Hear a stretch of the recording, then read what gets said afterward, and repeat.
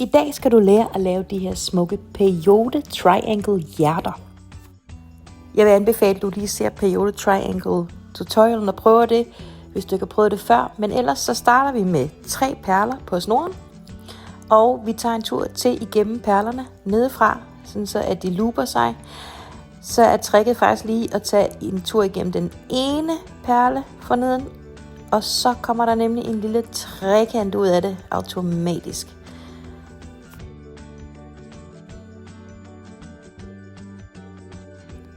Når vi starter op, så vil vi gerne være sikre på, at snoren ikke går op igen, og derfor så kører jeg lige en runde til igennem trekanten her, indtil jeg føler, at snoren har låst sig godt fast. Vi laver jo ikke knuder, vi kører bare et par gange rundt. Så begynder det at ligne noget. Nu sidder perlerne fast på snoren, og så vender jeg mit lille projekt, sådan så at snoren kommer ud af den nederste perle til højre. Så går jeg videre, ligesom jeg plejer, når jeg laver Peyote trekanter. Jeg tager 2 perler på nålen og lader nålen gå igennem den første perle til højre. Så drejer jeg mit projekt med uret og tager 2 perler til på og går igennem den næste perle til højre. Det er en runde på 3.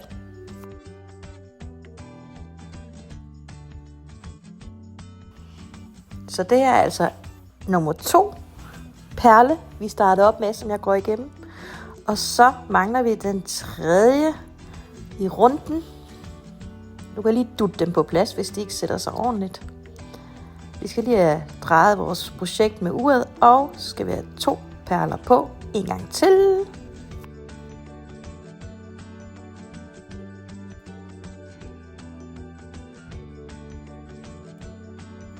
To perler på nålen, og fordi det her er den 3. runde, så skal du igennem 2 perler. Du laver altså et step up. Det vil sige, at du ender oppe i den allerførste perle ud af de 6 perler, der lige er kommet på.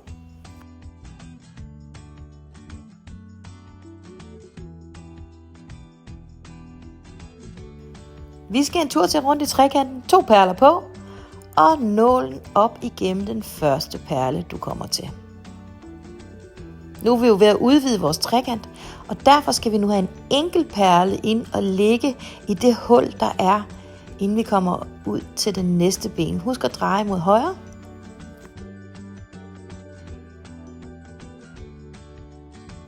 Du tager en enkelt perle på din nål og går igennem den næste perle, der stikker ud. Det er altså runde 2, vi er i gang med. Nu ligger perlen så lige så pænt inde i det hul, der var. Og så skal vi have 2 perler på igen. Så det er altså 2 perler, 1 perle, 2 perler, 1 perle, 2 perler, 1 perle i den her runde. Op igennem den næste perle, du kommer til mod højre.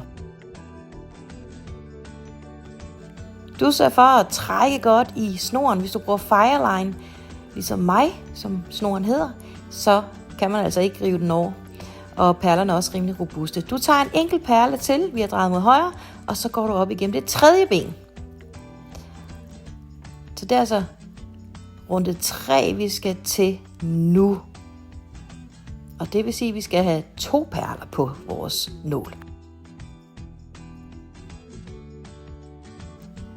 Så 2 perler på din nål, og en tur igennem den næste perle, du kommer til. Husk at dreje dit projekt mod højre. Sådan der. Og så skal vi have en enkelt perle til. Så en enkelt perle på din nål bliver det sidste her. Og så skal vi step up igennem 2 perler, så vi ender i det lille ben. Så husk altid, at 3. gang du kommer rundt i din trekant og lægger den sidste perle på i den runde, så skal du altid huske at step up. Det vil sige gå igennem 2 perler, sådan så vi ender i den første perle, som vi satte på i den pågældende runde. 2 perler på nålen og igennem den første perle, du kommer til, og drej projektet mod højre. Træk godt i snoren, så projektet bliver dejligt stramt. Og så skal du have 1 perle og 1 perle. Så først 1 perle igennem den næste perle, der stikker ud til højre, og 1 perle til op i ben nummer 2 på trekanten. Yes. Og vi drejer hele tiden mod højre. Så skal vi have 2 perler på, fordi nu kommer vi i den næste ben.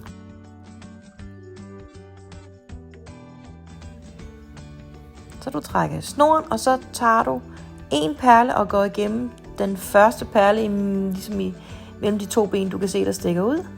Yes. Og så skal du have en perle til på, og så kommer du op i det sidste ben. Nu skal vi i gang med runde 3. Så 2 perler på, og det her er altså 3. runde, vi går i gang med nu. Og hvad skal vi så huske? Vi skal huske, at vi til sidst skal step op. Men først skal vi lige have 2 enkeltperler på, så vi får udvidet vores trekant lige meget på alle sider. En perle, og igennem den første perle, der stikker ud imellem de 2 ben. Sådan der. Og så skal vi lige have en perle til på.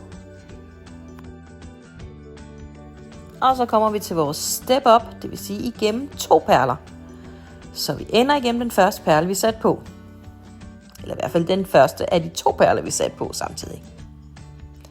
Så har vi en lækker trekant, og nu skal vi til at gøre noget andet. Læg mærke til, at der går 2 perler ud fra midten. Det er sådan, du kan huske, hvornår du skal til at gøre noget andet. Nu skal vi til at putte guldet på, sådan så vi kan få et flot hjerte, og vi skal til at lave nogle buer også lige om lidt. Men først skal vi lige have 2 almindelige grønne perler på. Og de skal puttes på ligesom et almindeligt ben, vi plejer at lave. Yes. Så 2 perler på først. Helt almindeligt.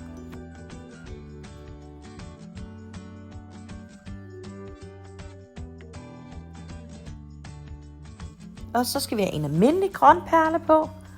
Og så kommer der til at ske noget andet. Nu skal vi nemlig have en guldperle i midten. En guldperle i første omgang her, får vi lov til at lave nogle ændringer med. Så en guldperle. Og den, som du ser, der ligger altså, hvis du tæller fra midten af, så er der 2 grønne og 1 guld nu. Så nydeligt ser det ud. Det er den første guldperle. Så 2 perler på nålen. Igennem den næste perle, vi er kommet til. Vi drejer projektet mod højre. Og så skal vi have 3 separate perler på, indtil vi når det sidste ben. Vi kører en tur rundt i trekanten.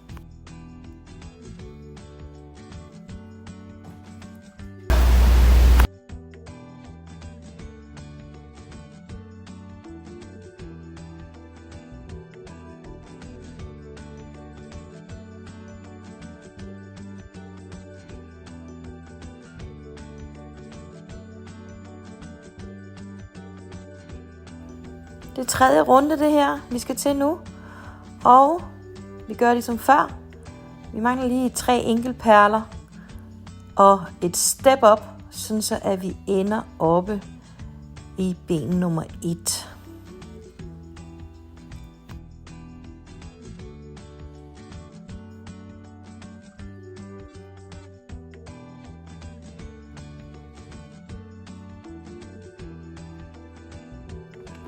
Jeg klipper lige startsnoren af her, så jeg ikke har noget, der dingler.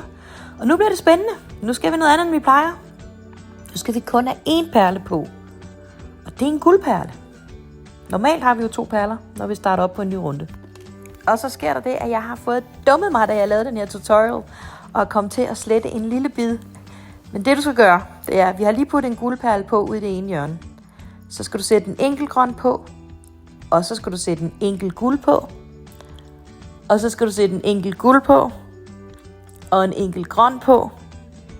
Og så er du ude i ben nummer 2, og der skal en enkelt guld på os. Jeg tror, det giver mening, når du ser det her på filmen, hvordan min trekant nu ser ud. Og nu skal vi bare have en tur rundt med guld. Guld hele vejen. Og ned i spidsen af vores trekant, som bliver vores hjerte, der skal kun også en enkelt guld. Du følger med her, og så kigger du godt på billederne.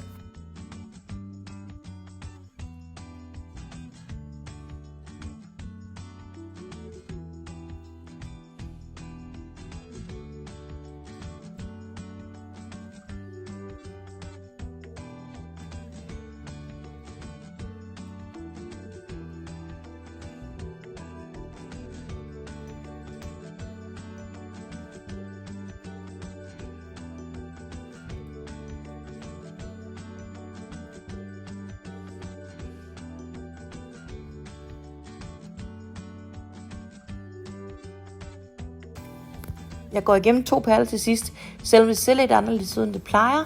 Men det er altså et step op igennem den første guldperle, vi har hovedsat på. Godt. Så langt, så godt.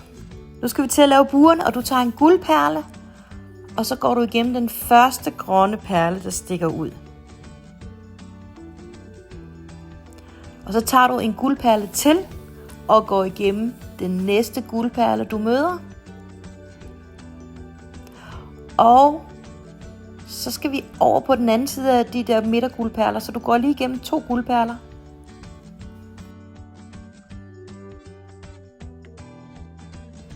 Så er vi kommet over på den anden side af guldet i midten. Så skal vi have en guldperle igennem en grøn perle. Og det skal jo spejle det, der er på den anden side af midterlinjen igennem hjertet. Så du kan altid lige kigge på den anden side og se, hvordan skal det se ud. Så skal vi have en guldperle til, og den skal igennem guldperlen ude i hjørnet. Og så skal vi ikke rundt i trekanten, men vi skal ligesom have drejet tilbage og lavet buerne færdigt. For at dreje rundt, så går jeg nu med nålen igennem en grøn perle og en grøn perle til sådan på skrå ind mod midten. Og så går jeg tilbage gennem en guldperle og en grøn perle.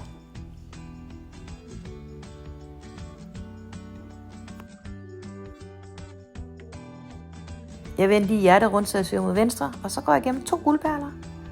Og så skal jeg den sidste guldperle på op i buen på højre side. Så er der ligesom et hul, hvor der mangler en guldperle. Og så syr jeg mig bare igennem alt guldet over mod venstre, så jeg kan putte den sidste guldperle på også i venstre side oppe i toppen.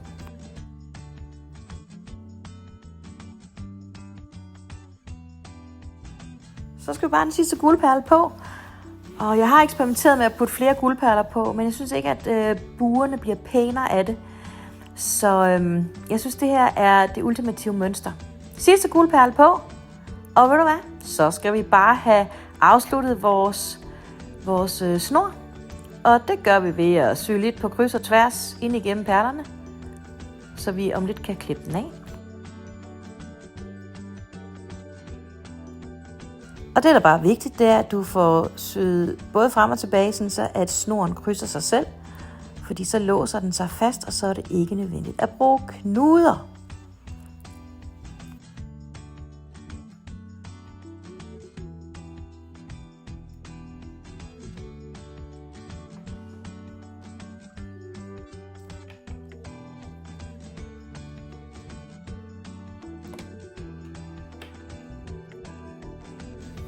Og se nu det smukke hjerte, og se hvor fint det bliver, når du laver det i Miyuki Delica størrelse 11. Brug det til øreringen, til armbånd, til halskæde. Og godt gået. Vi ses i en anden tutorial.